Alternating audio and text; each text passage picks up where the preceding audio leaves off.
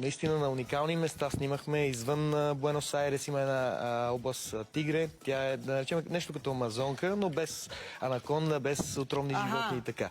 Тоест, хем красиво, хем безопасно. Да, много е интересно.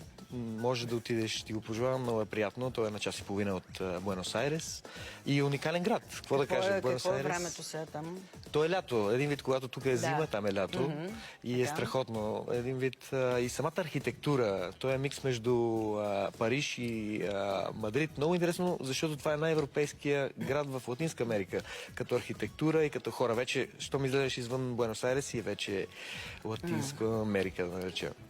Остава ли време, като ми кажеш по какви хубави места си бил, сега виждаме и кадри и си снимал там, остава ли време между снимките да се шляеш, да обикаляш, да разглеждаш или... Ами след снимките останах 2 седмици, защото имам и приятели там. Да си вземеш такова време. Да, имам приятели, които, защото и театър е на много високо ниво там, но тогава като август, февруари имаше почивка, но успях да видя някои други неща, като какво подготвят.